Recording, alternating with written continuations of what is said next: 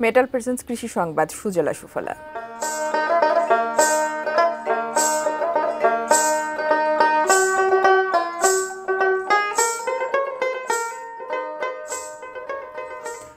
মাচা ও মালচিং পদ্ধতিতে চাষ করে করলার ভালো ফলন পেয়েছেন মেহেরপুরের কৃষকরা।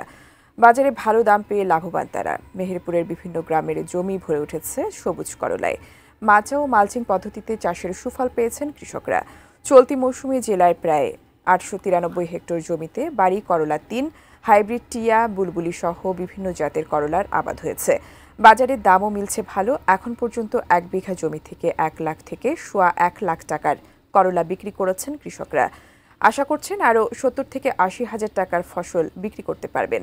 প্রতিদিন পাইকারি ব্যবসায়ী করলা কিনে সরবরাহ করছেন রাজধানী সহ দেশের নানা প্রান্তে। করলা চাষী কৃষকদের সার্বিক সহযোগিতা অব্যাহত থাকবে বলে আশ্বাস দেয় কৃষি দপ্তর।